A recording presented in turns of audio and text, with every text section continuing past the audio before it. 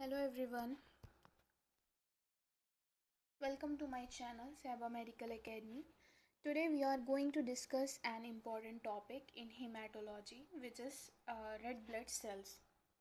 Red blood cells, also known as RBCs and or erythrocytes. Red blood cells are the most abundant cells in human blood and they play a vital role in transporting oxygen through the body. In this lecture, we will discuss the important aspects of RBC, including what are RBC and their structure, size, normal RBC count, hemoglobin level, formation of RBC, and their lifespan. So, let's start our lecture. First one is what are RBCs?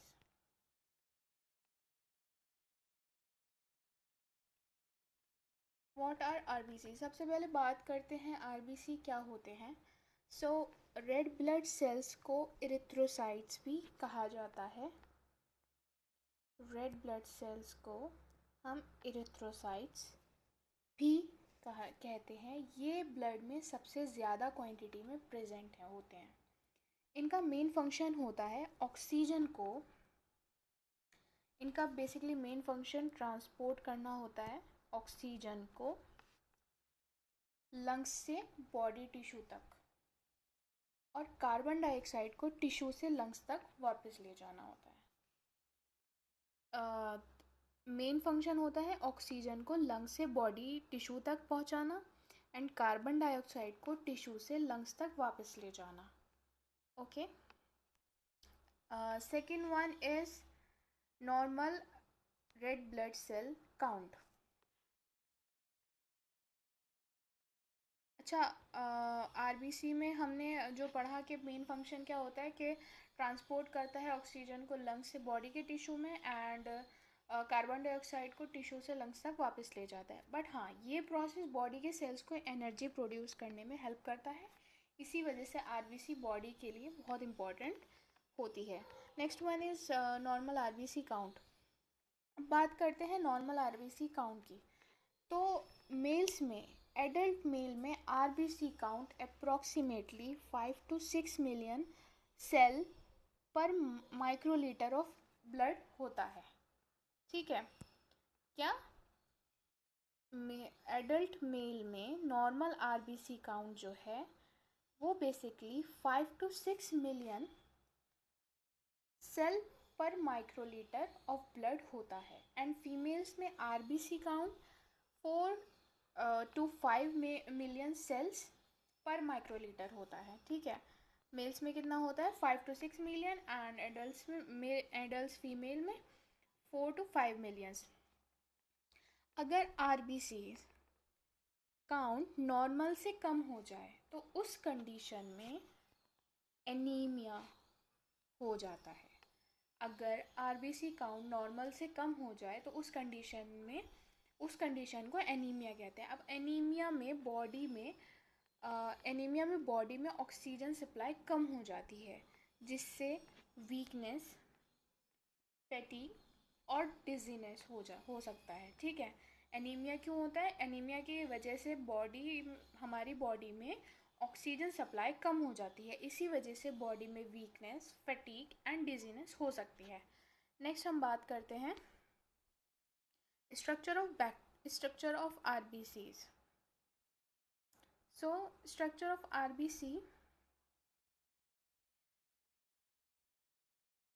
के structure को समझते हैं। RBC का जो shape है वो biconcave है। ठीक है, ये इमेज में आपको दिख रहा है, बाइकॉनकेव आरबीसी का स्ट्रक्चर होता है। ठीक है, अब इस मतलब आरबीसी का जो शेप है जैसे बाइकॉनकेव डिस्क होता है, मतलब आरबीसी बीच से थोड़ा डिप्रेस्ड और साइड से थोड़ा थिक। जैसे कि ये बीच से थोड़ा डिप्रेस्ड है एंड साइड से जो है थोड़ा थिक होती है।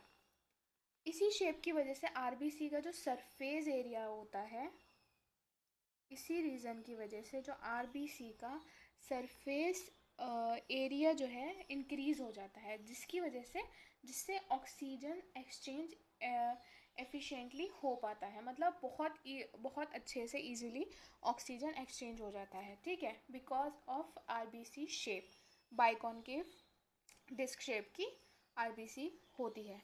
एक इम्पॉर्टेंट बात यह है कि मैच्योर आरबीसी में न्यूक्लियस प्रेजेंट नहीं होता, ठीक है। पहला पॉइंट हमने पढ़ा बाइकॉन्केव डिस्क होता है, ठीक है। दूसरा पॉइंट हमने पढ़ा कि जो आरबीसी है उसका शेप जो है वो बाइकॉन्केव डिस्क होता है, ठीक है। और तीसरा पॉइंट है कि आरबीसी में न्यूक्लियस प्रेजेंट नहीं होता, न्यूक्लियस प्रेजेंट नहीं होता, इनमें माइटोकॉन्ड्रिया भी प्रेजेंट नहीं होता, ठीक है।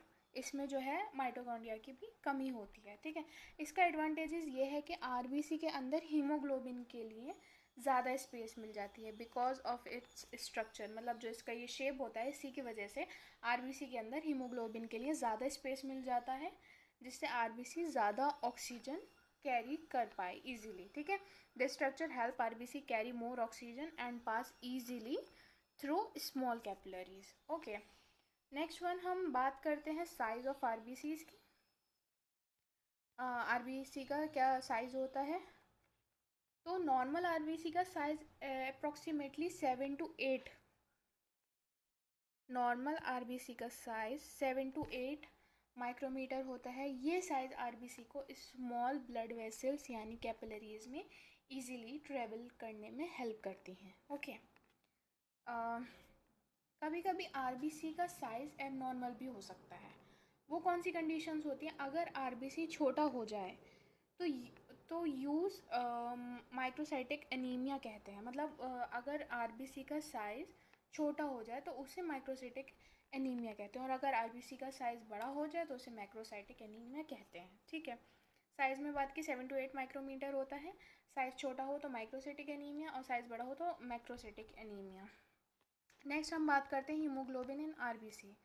हीमोग्लोबिन इन आरबीसी, आरबीसी के अंदर एक वेरी इंपॉर्टेंट प्रोटीन होता है जिसे हम हीमोग्लोबिन कहते हैं। हीमोग्लोबिन क्या होता है, हीमोग्लोबिन एक तरीके का प्रोटीन होता है। हीमोग्लोबिन एक बहुत इंपॉर्टेंट प्रोटीन होता है जो हमारे आरबीसी में प्रेजेंट होता है। हीमोग्लोबिन एक आयरन कंटेनिंग प्रोटीन है जो ऑक्सीजन को बाइंड करता है, ठीक है। ये एक आयरन कंटेनिंग प्रोटीन है जो कि आरबीसी के अंदर होता है और इसको बाइंड करता है, ठीक है। नॉर्मल हीमोग्लोबिन लेवल होता है एडल्ट्स में 13 से 17 ग्राम पर डेसीलीटर मेल में, एंड एडल्ट फीमेल में 12 to 15 ग्राम पर डेसीलीटर फीमेल में हीमोग्लोबिन लेवल होता है। जब हीमोग्लोबिन लेवल ऑक्सीजन बाइंड करता है तो ब्लड ब्राइट रेड कलर का दिखाई देता है, ठीक है। अगर हीमोग्लोबिन ऑक्सीजन बाइंड करता है, ठीक है, ऑक्सीजन बाइंड करता है हीमोग्लोबिन, तो उसका जो कलर होता है वो बेसिकली ब्राइट रेड कलर का दिखाई देता है, ठीक है। अब हम बात करेंगे formation of RBC. Formation of RBC, formation of RBC, RBC formation process को इरिथ्रोपोइसिस कहा जाता है। फॉर्मेशन मतलब जो उसका फॉर्म किया हुआ जो फॉर्मेशन उसका प्रोसेस होता है उसको हम इरिथ्रोपोइसिस कहते हैं आरबीसी के। ये प्रोसेस मेनली बोन मैरो में होता है, ठीक है। फर्स्ट पॉइंट हमने समझा, इसको हम इरिथ्रोपोइसिस कहते हैं और ये प्रोसेस कहाँ होता है, बोन मैरो के अंदर। किडनी एक हार्मोन रिलीज करती है जिसे एरिथ्रोपोइटिन कहते हैं, जैसे ईपीओ, एरिथ्रोपोइटिन जिसको हम कहते हैं, वो किडनी जो है वो एक हार्मोन रिलीज़ करती है किडनी, जिसको हम एरिथ्रोपोइटिन कहते हैं। ये हार्मोन बोन मैरो को स्टिमुलेट करता है और न्यू आरबीसी प्रोड्यूस होने लगते हैं, मतलब ये जो हार्मोन है वो बोन मैरो को स्टिमुलेट करता है और जो हमारे न्यू आरबीसीज हैं वो प्रोड्यूस होने लगते हैं, ठीक है।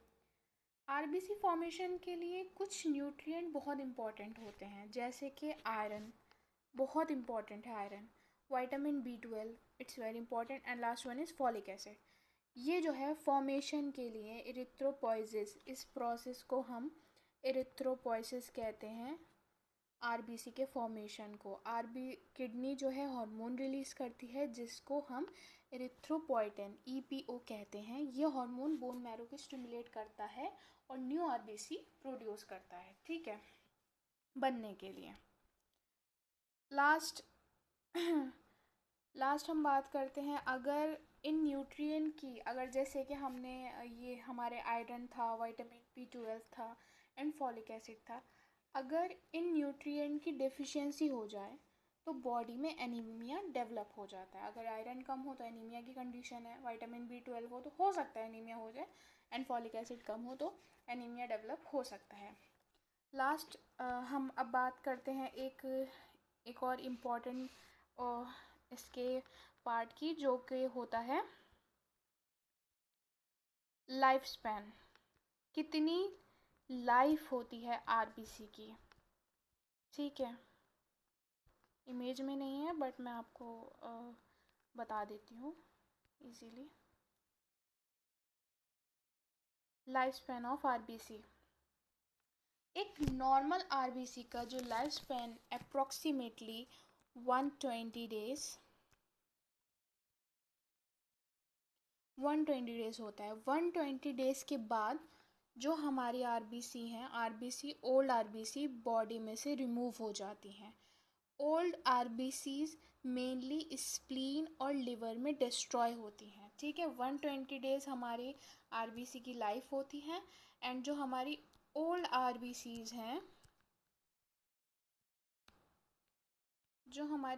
आरबीसीज हैं, मेनली वो हमारे स्प्लीन में एंड लिवर में डिस्ट्रॉय होती हैं। इसी वजह से स्प्लीन को कभी कभी ग्रेवयार्ड ऑफ आरबीसी भी कहा जाता है। स्प्लीन को क्या बोलते हैं?